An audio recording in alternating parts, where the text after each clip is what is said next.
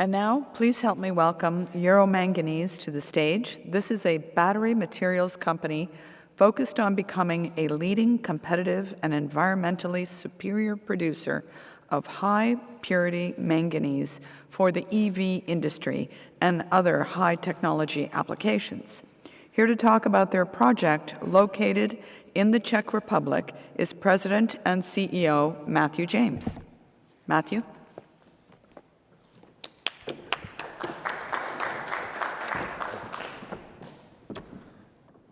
Thank you very much. It's great to be here to talk to you about Euro Manganese, a battery materials company focused on developing our Czech Republic deposit for high purity manganese.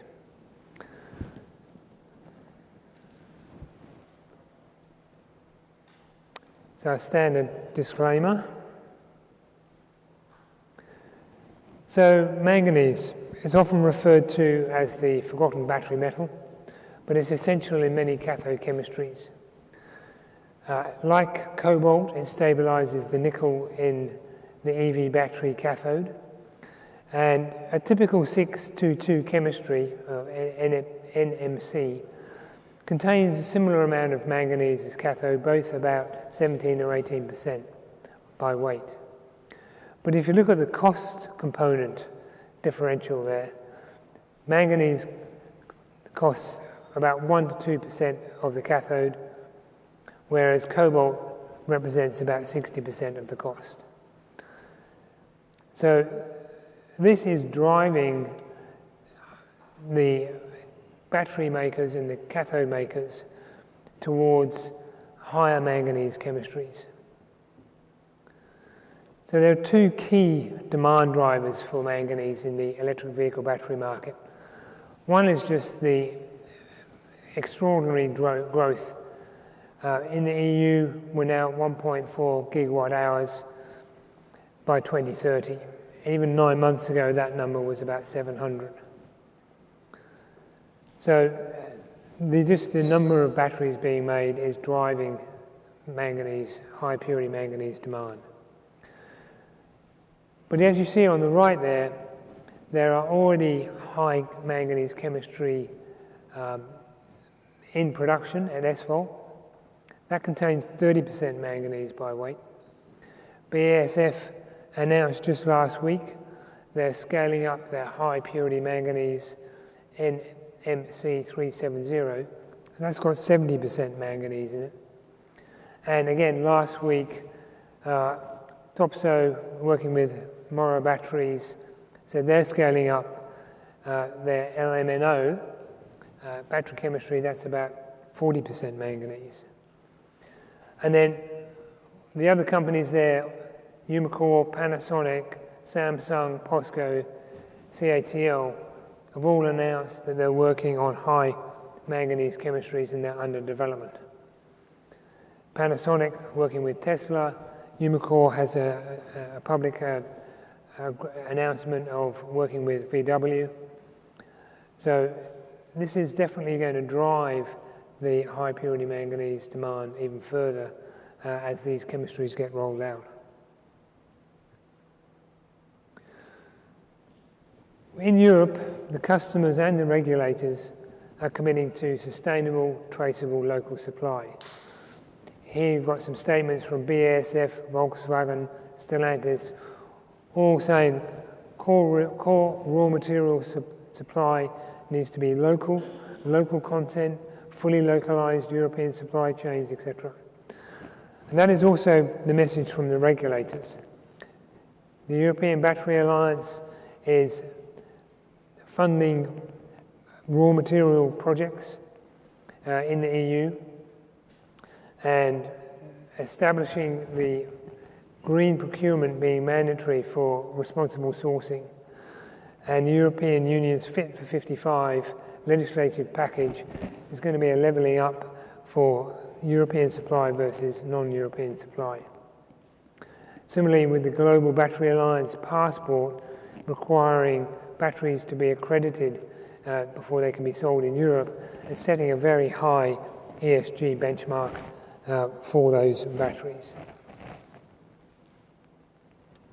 However, whilst this is the desire, there is no ore supply or production capacity in Europe for high purity manganese. Basically, the main ore supply is in Africa.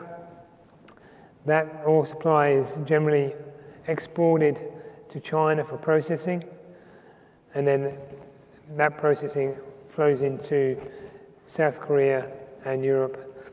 The Japanese actually take a high purity metal from a company in South Africa and then make their own sulfate from that high purity metal. So just again, there's no primary resource for high purity manganese in Europe, and the same is the case for North America in the USA and Canada. It's not that there's a lack of ore, there's plenty of ore. The bottleneck is in the high purity processing capacity, the refining capacity to produce what is essentially a pharmaceutical grade product. The impurities that we are getting down to in terms of specifications, down to 1 ppm in some elements. So CPM are really the only company that's forecasting the supply and demand for high purity manganese, and these are their numbers globally and in the EU. The supply is all known projects that are being talked about. The demand is built bottom up by car model and the batteries in those car models forecasting out. And so the high purity manganese market needs to increase tenfold by 2030. That's a huge demand growth in the EV batteries. And the supply just, there's a question about where it's going to come from. And in the EU, it's going to be about 250,000 tonnes of demand. And you can see here, Euro manganese supply coming on stream in 26, 27. We will only be able to supply 20% of the European market. So, moving on to the actual project itself, the Chvaletice Manganese Project located in the Czech Republic, that's within the EU, and the EU's only primary manganese resource. Obviously, the EU is the fastest growing EV market. The US is not far behind. What we're doing there is we're actually recycling historical mines' tailings. There was a pyrite mine that operated in the Czechoslovakia era from 1950 to 1970. It left 27 million tonnes of tailings, unfortunately not lined, so currently leaching into the local environment. There's enough resource there for 50,000 tonnes on a metal basis to produce for a 25-year mine life. And we're just completing our LCA, life cycle assessment, and we aim to have the best-in-class environmental performance of any manganese producer. We have excellent local support, and I'll talk more about that in a moment, and we've done a great job with community engagement. We're also backed by some EU institutions, which I'll talk about more. So the Czech Republic, part of the EU, part of NATO, it's an excellent location. It has just had a change of government. It's more conservative, business-friendly, very good low corporate tax rate. And we have gas, electricity, road and rail already on site. We don't have to build any of that infrastructure, it's all there.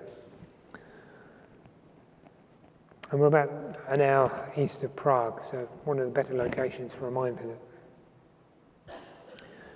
The resource has been well drilled, two drilling campaigns in 17 and 18.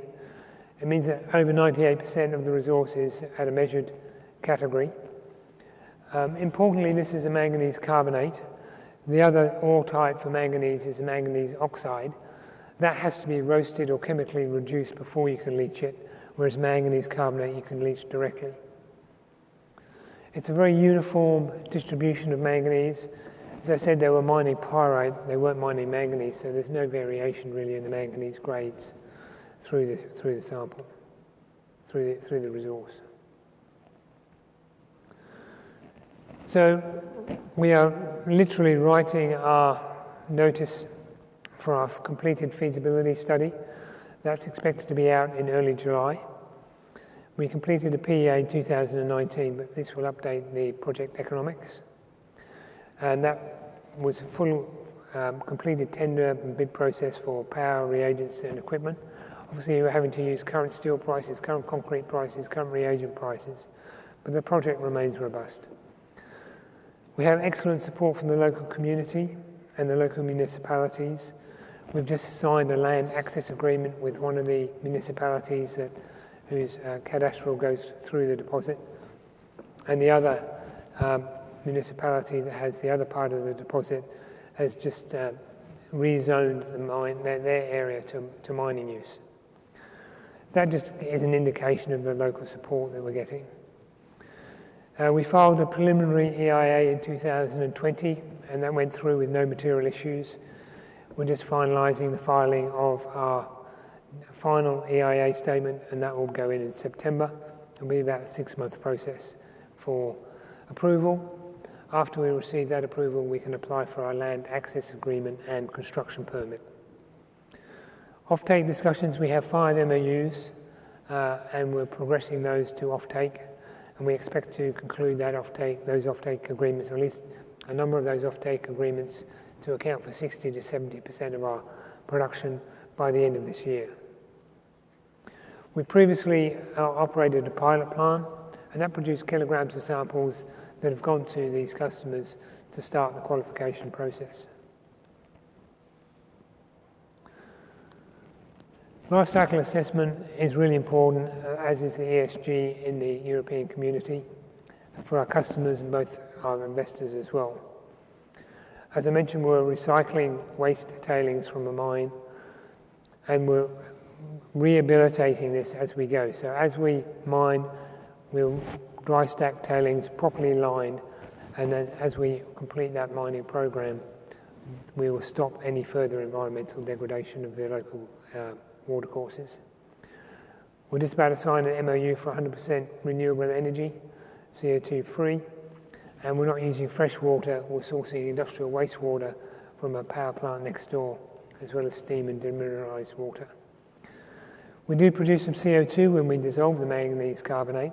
We actually capture that and use it to precipitate some of our impurities, particularly magnesium carbonate. And we also create hydrogen when we dissolve the metal to produce a sulfate, and we capture that and feed it into the the boilers for the steam. We don't use any toxic chemicals which are typically used in China, particularly selenium and fluorine. And because we're right next to our resource, there's no CO2 footprint from transportation, unlike the ore going from Africa to China, China back to Europe.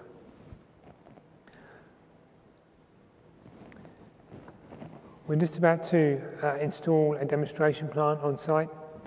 This was assembled and cold commissioned and inspected in China. It was inspected, acceptance testing was done by SGS there. That's now been shipped from China. It's about 12 modules, and that will arrive on site in the Czech Republic in July. We've completely refurbished 2 buildings there, ready for the installation of the demonstration plant. This plant will produce tons of samples, about 100 tons a year, and that will be the next step in the customer qualification process, as well as providing, obviously, process sort of qualification for the demonstration plant, and also acts as a training ground for our staff for the larger plant when we build that. So in terms of project timelines, talked about the demonstration plant being delivered and commissioned in the back half of this year. The feasibility study will be announced in the next few weeks. We then go to our APCM tender process. Permitting, talked about that timeline. And then the customer offtake contracts by the end of this year to underpin our project financing. So FID maybe Q3, Q4 2023, and then it's a 2.5-year build process to commission the plant in 2026. The European Bank of Reconstruction and Development is a shareholder. They've just invested $8.5 million in December last year. They obviously have very high ESG standards for any project that they invest in, and we're pleased to meet their hurdles there. EIT InnoEnergy is also a shareholder.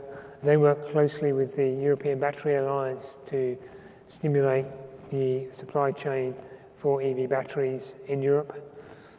And Nano1, we as a collaboration partner, we are actually supplying them with high purity manganese metal at the moment from our pilot plant, and we'll be supplying more from our demonstration plant.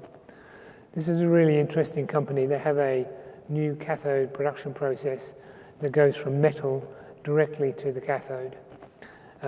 It's noteworthy that BASF have just announced a collaboration partnership with them as well, and Rio Tinto have also just made a significant investment into that company. The current cathode producers have a sodium sulfate disposal issue, and this new process removes that for them. And as this industry grows, they have to address the sodium sulfate disposal problem, and this is one of the solutions for that. So that's one of the reasons why, unlike some other producers, we actually go through metal in our production process. It allows us to produce a much higher purity product into the sulfate, but also gives us flexibility to work with companies like Nano1 and gives us security if it does change into a metal to cathode production process. That's the capitalization of the company. We have about 400 million shares on issue. Market cap is just under $100 million. We have $32 million in the bank. I think like many other companies, the last 2 months haven't been kind to us, so we're significantly undervalued. Canaccord have a target price of $1.30, and we're currently in the low 20s. A large institutional shareholder base, and you can see the EBRD at about just under 5% as our second largest shareholder. So in summary, set to become Europe's only primary resource of high purity manganese in what is an extremely fast growing market. Aiming to have best in class environmental performance, extremely important for our customer base and our investor base.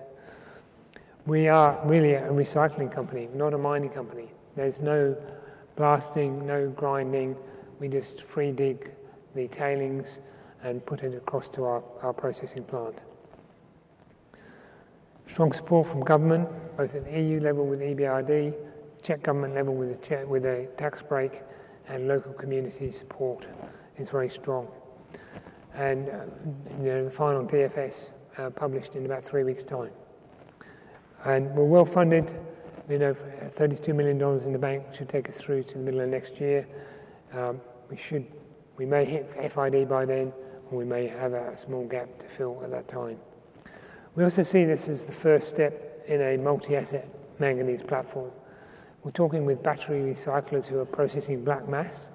They currently have a manganese byproduct, and we're looking to consolidate that and put it through our plant, because our plant actually is designed for purifying manganese.